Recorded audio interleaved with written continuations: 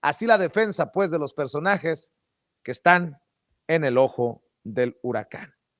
Déjeme saludar a nuestro buen amigo, el abogado César Gutiérrez Priego, a quien usted ve y escucha en su espacio de Sin Censura TV y Sin Censura Media todos los sábados de 3 a 4 de la tarde. Abogado, ¿cómo te va? Muy buenas tardes, muy buenas noches. Buenas noches, mi querido Vicente, ¿cómo estás? Antes que nada, quiero felicitarte por ser tu cumpleaños, agradecerte el detalle que tuviste conmigo el día que cumplí años y obviamente, bueno, pues que Dios te bendiga, que te dé muchos años, que llegues a la edad que aparentas y con eso ya lo hicimos, mi querido amigo. Bueno, y que la pandemia nos permita algún día hacer el Caguama Challenge juntos para hacer enojar al güerito de Ricardo Anaya, y yo que sí necesito un caguamón. Vieras, está como a 40 grados centígrados por acá en el norte del país, pero bueno, no te quiero alebrestar la hormona, querido César Gutiérrez Priego, pero bueno, ya tendremos la oportunidad, ¿no? Vamos a hacer un Caguama Challenge más grande que los 15 años de Rubí, para que vean, ya estoy hasta ahorrando para que no haya ningún problema. Oye, César, a ver, vámonos a los temas que tenemos listos para abordar para la audiencia de Sin Censura. ¿Cómo ves los anuncios que hace la Fiscalía General de la República hacia gobernadores, candidatos, por presuntos nexos, incluso hasta con el crimen organizado? Ya incluso en el caso de Cabeza de Vaca se habla de información compartida con las autoridades estadounidenses. ¿Qué piensas de las acciones de la Fiscalía General de la República en pleno proceso electoral? Yo creo que es correcto porque la gente está muy acostumbrados. Siempre tratamos, un grupo de delincuentes trata de protegerse bajo el cobijo de sus pares, ¿no? Y sobre texto de decir que se están violentando sus garantías o que se está tratando de interceder en un proceso electoral o que llámele como le quieras llamar, entonces ellos tratan de cobijarse en eso para tener impunidad. La realidad es que cualquier persona que comete un delito, sea candidato, sea funcionario, esté en donde esté, sea gobernador electo, sea diputado, sea senador, sea presidente municipal, la ley tendría que investigarlo y deslindar responsabilidades. Y si alguien cometió un delito, tendría que pagar por esos delitos. Yo mejor que nadie te lo puedo decir. Mi padre se fue a la prisión por hacer investigaciones que involucraban a un presidente de la República en funciones. Entonces, ¿cómo no voy a estar de acuerdo en que se lleven a cabo de forma ordenada, bien realizadas, de forma profesional, investigaciones por parte de la Fiscalía General de la República? Y más cuando los mismos candidatos y los mismos actores políticos se la pasan denunciándose unos a otros y ofrecen pruebas y exigen que qué pasó con esas denuncias y qué pasó con las investigaciones. Y cuando realmente llegan ya las investigaciones, cuando ya se hacen, y entonces se dice, ya hay una carpeta de investigación, sí tenemos elementos para poder vincular a proceso a una persona, entonces se espantan y se molestan y tratan de desviar la atención de lo que sus pares denunciaron de los posibles delitos constitutivos de delito. Entonces, no nos hagamos tontos. Cualquier momento para una persona que comete un delito es el indicado. No importa si hay elecciones o no hay elecciones. Si alguien es un delincuente, tiene que estar en la cárcel. Es así de fácil. Oye, César, estaba al pendiente también de la columna que escribes en La Silla Rota todos los martes y hablas de las fallas de la Guardia Nacional y preguntas, ¿acaso el comisario de la Guardia Nacional no tiene un informe claro de los grupos criminales que operan en esa región del país? Preguntas sobre el caso de este ataque, elementos del crimen organizado contra elementos de la Guardia Nacional por allá en el norte del país. ¿Nos quieres comentar acerca de tu columna? Sí, por supuesto, Vicente. Mira, yo escribí esa columna, es una columna fuerte en donde hago ver las fallas que existen en la parte operativa por la falta de inteligencia y el trabajo de información que pudiese existir. ¿Por qué? Por una cuestión muy sencilla. Yo en mi día a día convivo, es la gente con la que a lo mejor me crié, con la que estuve en el colegio militar, la cual muchos son mis clientes, que ahora ellos siguen perteneciendo al ejército o a la armada o que se encuentran en la Guardia Nacional. Y cuando tú ves, porque una cosa es que yo no suba los videos a mis redes sociales porque no voy a estar exhibiendo a lo mejor el dolor que sufrió un elemento de la Guardia Nacional en donde se le ve que fue herido, que fue atacado o que esté haciendo yo algún tipo de apología del delito, como el hecho de vanagloriar a los delincuentes por atacar a la Guardia Nacional. Pero la realidad es que tuve la oportunidad de checar esos videos, tuve la oportunidad de ver lo que fue el resultado de 15 elementos de la Guardia Nacional, un fallecido, posteriormente falleció otro elemento, y es imposible que, de acuerdo a lo que es la forma de trabajo, las tácticas de trabajo, la información que deberían de tener, se sabe que es una zona conflictiva. Mira, yo le explicaba a la gente que la falta de coordinación que existe entre los tres órganos de gobierno trae como consecuencias esto. La gente sigue confundiendo que los delitos del fuero común tienen que ser obligación de la federación. Y a su vez, muchos delitos que sí serían obligación de la federación los confunden que serían del orden común. Pero la realidad es que con la coordinación que debería existir, si todo mundo sabía, yo lo supe, que había un grupo armado con más de 10 vehículos blindados de forma artesanal, con más de 40 civiles armados paseándose por el centro de ese municipio allá en el norte, colindando entre Tamaulipas y Nuevo León. ¿Cómo es posible que no supiera el comisario de la Guardia Nacional encargado de ese estado, en la misma coordinación que tiene que existir entre el comisario de Tamaulipas y el comisario de Nuevo León, que supieran que los elementos de la Guardia Nacional que fueron a hacer frente a este grupo de delincuentes no tenían la capacidad táctica para poderlos enfrentar? Y empezamos a ver situaciones como estas, que fue lo que estuvo pasando con las policías municipales, con las policías estatales.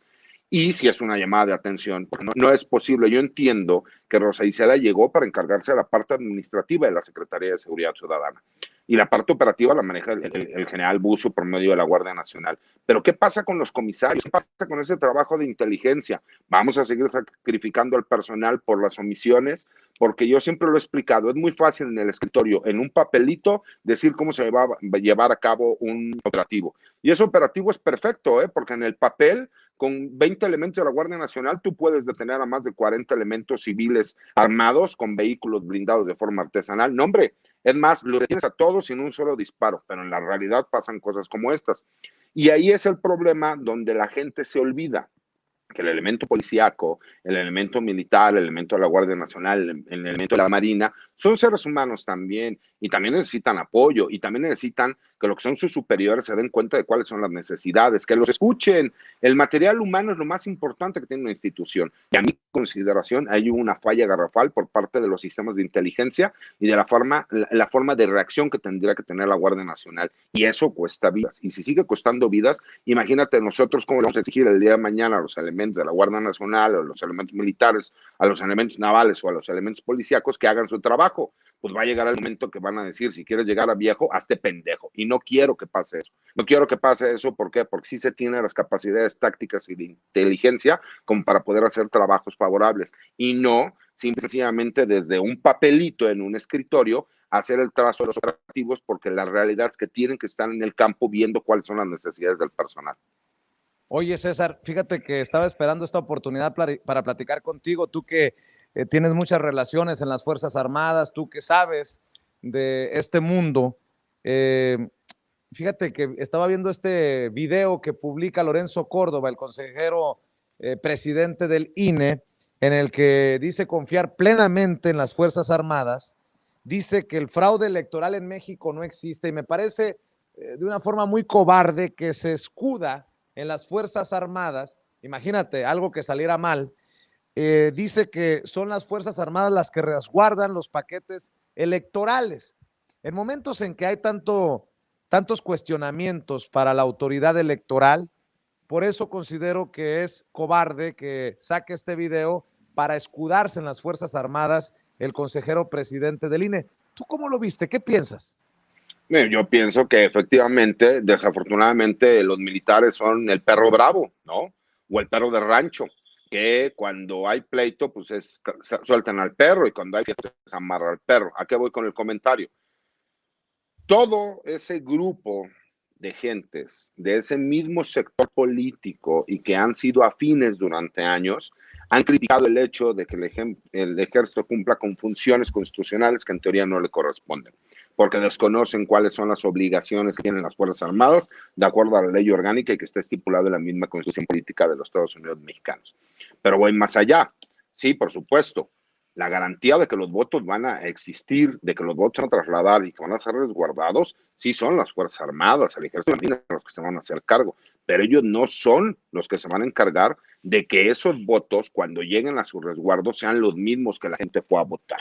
Entonces, que no quiera confundir. ¿Por qué? Porque él trata de brindarse la obligación real que tiene el INE de que las elecciones sean limpias, de que no haya mapacho electoral, de que no haya embarazo de urnas, de todas las grandes mañas que hemos visto durante años, décadas en este país. Y el resguardo como tal de lo que un grupo de personas de nuestra sociedad, avaladas por el INE, que le den a los militares de forma sellada y les digan, aquí está lo que tú vas a tener que custodiar, por supuesto que esa es la garantía de que no se van a perder los votos, pero el trabajo electoral como tal no le corresponde a las Fuerzas Armadas, porque imagínate tú si se les ocurriera que se encontraran los elementos del ejército recabando los votos, si de por sí ya hablan de militarización en este país. Imagínate lo que dirían que ahora entonces están utilizando al ejército, cuando la realidad es que él trató de desviar la atención y sí, por supuesto, a mí también se me hizo un comentario muy cobarde porque él trata de decir que es imposible que pueda existir algún tipo de violación al sufragio que va a emitir la gente o que pudiese existir alguna cuestión rara que pudiese ahí poner en entredicho al INE, porque el ejército es quien va a custodiar los votos. Sí, va a custodiar lo que un grupo de ciudadanos avalados por el INE le den para el custodio de los votos.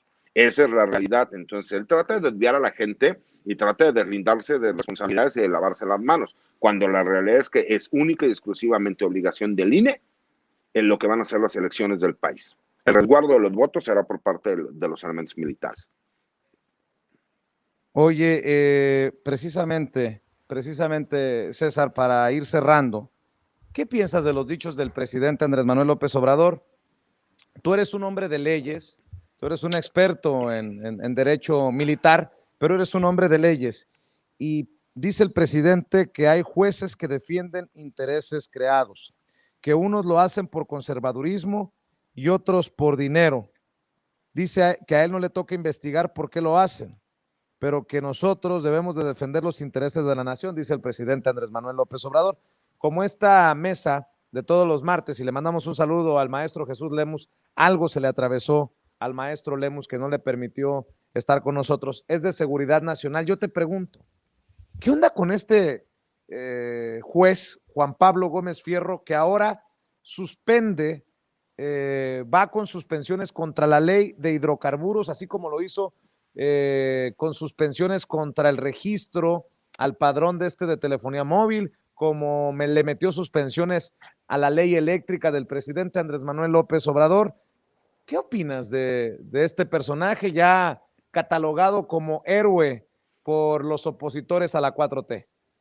Mira, yo siempre he pensado que es correcto el que exista la división de poderes. Eso toda mi vida y yo como hombre de leyes lo voy a aplaudir siempre. El problema es cuando el protagonismo va más allá. ¿Sí me explicó? ¿Por qué? Porque todos tenemos que entender, a ver, ese juez encuentra una jurisdicción. Solamente las personas que pudieran estar en esa jurisdicción son las cuales pueden recurrir a él. Yo, por ejemplo, que estoy en el Estado de México o en la Ciudad de México, no puedo recurrir a él porque tendría que estar en esa jurisdicción. La cuestión aquí, a mi consideración, es que ya es demasiado notorio que él tiene interés personal en ir en contra de lo que es los procesos de la cuarta transformación. Y el problema es que la gente no entiende lo que es una transformación. Es como cuando yo les explico a mis clientes, señor, esto se va a poner muy complicado. Esto va a ser una situación en donde nos vamos a entablar en un pleito y va a ser un pleito demasiado grande donde va a haber consecuencias. Y la gente siempre dice, hasta donde tope, licenciado. Le dije, hasta donde tope es, nos vamos a la cárcel todos o nos morimos todos. No se preocupe, licenciado. Y a las primeras de cambio entonces empiezan a recular. Oye, es que no pensé que se iba a poner esto tan complicado. Eso es lo que yo veo aquí. Estamos viendo un juez que se está prestando para intereses, a mi consideración, que son de particulares y que esos particulares no está mal que se defienda la forma de pensar de un particular o un derecho propio es un particular. El problema es cuando tú empiezas a defender en específico a cierto tipo de particulares que tienen intereses que van contrarios al gobierno federal. ¿Es eso inconstitucional? No, no lo es. Pero desafortunadamente han encontrado la llave como para el famoso dicho, ¿no? Para los amigos, la justicia y la gracia. Para los enemigos, simplemente la ley. Por lo mismo, las investigaciones que se realizan, no solo en contra de este juez, sino en contra de la mayoría de los miembros del Poder Judicial y también del Ejecutivo y también del Legislativo, porque eso se tiene que hacer incluso de forma periódica, es para saber si hay algún tipo de contraprestación respecto a las resoluciones que él puede emitir. Que por supuesto, muchas de ellas deben ser legales. El problema es que la gente, yo siempre lo he explicado, la justicia tendría que ser justicia, no legalidad. Y lo que ellos tratan de buscar es, por medio de argucias legales, frenar proyectos que a un grupo en específico opositor al gobierno federal le beneficia. Esa es la parte en donde entra la duda, y es una duda razonable, del por qué en específico esta autoridad judicial ha sido la que se ha estado utilizando para parar muchos de esos proyectos que en realidad terminarán, la gran mayoría de ellos, en el Pleno de la Suprema Corte de Justicia, para que esas controversias constitucionales sean resueltas. A mi consideración, cuando algo se ve mal y huele mal, es porque está mal. Es así de fácil. Y yo creo que aquí tendríamos que ser muy claros. La investigación tendría que ser en un ambiente mucho más amplio, siempre respetando la autonomía judicial, pero esa autonomía judicial también tiene que ser muy clara. ¿Hasta dónde la autonomía judicial puede seguirse llevando que no proteja intereses de carácter personal de un grupo económico y de poder en específico? Eso es lo que a mí me causa mayor duda y que para mí sería la pregunta más importante para contestar. Y para cerrar, ahora que no está el maestro Lemus, no sé si le quieras entrar para cerrar con tu reflexión, César. ¿Qué está pasando en temas de seguridad? Por ejemplo, en Jalisco, se le está cayendo a pedazos al gobernador, anda muy metido en la política que se olvidó de gobernar. ¿O tú cómo ves? Fíjate nada más la oposición en México. A Enrique Alfaro le levantan a 3 hermanos y se los matan en una escalada de violencia que hemos advertido en Jalisco. En Tamaulipas no hay por dónde encontrar al gobernador panista cabeza de vaca. Enrique Alfaro es de Movimiento Ciudadano. En Guanajuato tienen 2 de las ciudades más violentas, no de México, del mundo, gobernado por el PAN, Diego Sinué. Está cabrón, ¿no?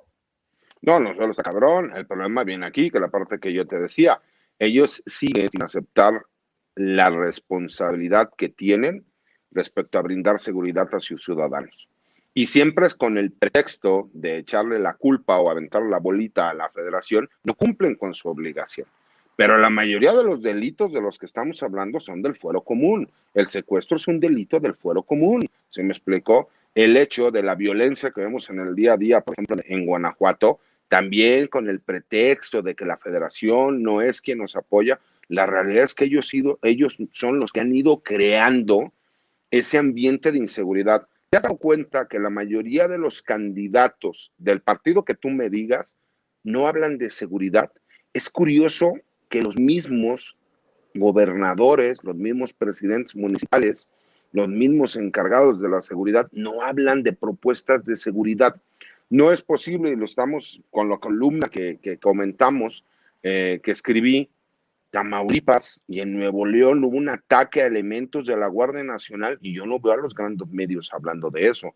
Yo no veo, y hablaste de Jalisco de una forma medianamente somera.